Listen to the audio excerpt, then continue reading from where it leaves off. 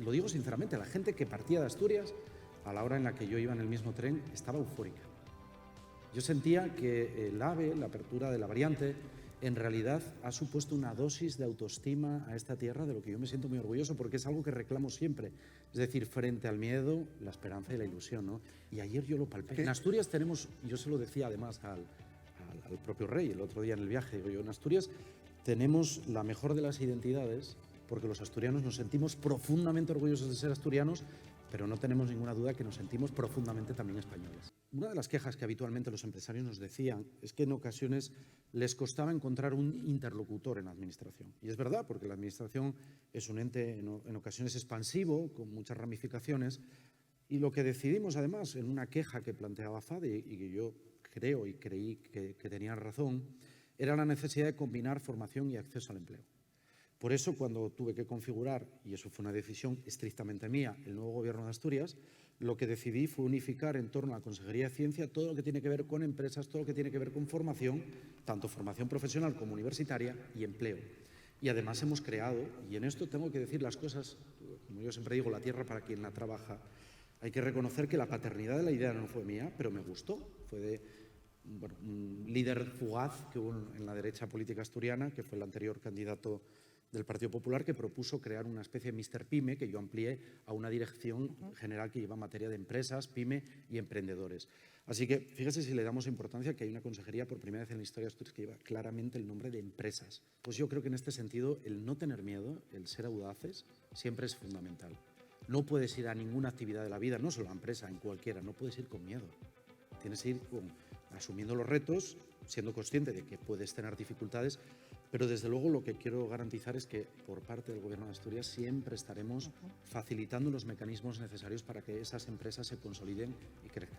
Más que un mensaje de esperanza, yo lo que les quiero dar es un mensaje de gratitud, porque yo estoy aquí para darles las gracias por lo que hacen cada día, porque generan actividad económica, porque crean empleo, porque lo mantienen, porque incentivan e innovan, ¿no? Y cuando hablamos de empresas grandes, y me viene a la cabeza, por ejemplo, el centenario de ALSA, ¿no? Este mismo año, o antes, cuando Ascensores Tresa recogían ese reconocimiento, o bueno, la trayectoria de Daniel. Es decir, sois un ejemplo y tenéis que ser un poco la guía para todos aquellos jóvenes o aquellas jóvenes que se estén planteando qué hacer con su vida, y hay que animarles a que emprendan, que no tengan miedo, que esto es fundamental y que la riqueza se genera así. Ya hablando de las empresas, desde luego yo lo que quiero garantizar, y creo que es algo que las empresas a estas alturas ya me conocen, siempre he intentado alejar a Asturias de la política tóxica, de esa política basada en el insulto, en el ataque, en la crispación, que yo cuando me toca viajar a Madrid, en ocasiones a tener reuniones o asisto en el Congreso de los Diputados a algún pleno solemne, el otro día la apertura de las Cortes, yo salgo de allí aterrorizado y yo siempre lo digo, eso no lo quiero para Asturias. Bueno, la concertación social fue el primer impulso de que había que afrontar cambios en Asturias porque nos tocaba por nuestra estructura económica, pero que lo había que hacer desde el diálogo, porque si esas cosas no se hacen desde el diálogo. Y quiero hacer un matiz.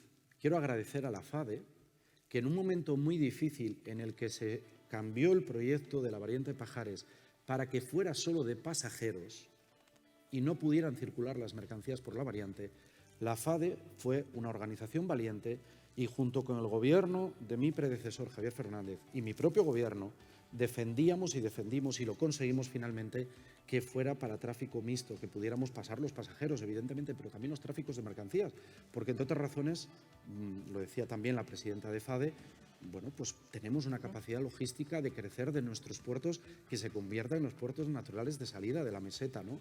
Y además abarata costes. Esto para las empresas les interesa siempre. Si por la rampa de Pajares tiene determinado coste económico, por la variante son 2/3 menos. Así que desde luego esa está hecha y hay que disfrutarla y hay que desarrollarla porque queda todavía por hacer. Pero decía, 3 obras que se me ocurren o 3 proyectos. La Zalia, pues esta es una reivindicación que además tenemos conjunta con la FADE y que, bueno, en este sentido está aquí el consejero de Fomento, está la consejera también de Transición Ecológica e Industria. Lo sabemos bien, es uno de los grandes retos que nos estamos planteando en torno a esta legislatura, el desarrollo por fin de la Zalia, decía con la FADE, contando con ese sentir de capacidad logística. Evidentemente tenemos otros proyectos. Para nosotros, hecha la variante, es fundamental la red de cercanías. En Asturias tenemos algo que yo lo enseño, el otro día lo enseñaba en los actos, la tarjeta Conecta, que tantísima gente que trabaja en sus empresas ya usan esta tarjeta por la que, como máximo, por 30 euros al mes, puedes usar todo el transporte público, tanto ferrocarril como transporte por carretera, ¿no? Y en tercer lugar, hombre, yo creo que hay zonas de Asturias que necesitan una mayor incorporación hacia el centro de acercamiento, y en este sentido la autovía del suroccidente es otra demanda histórica que yo quiero poner en valor.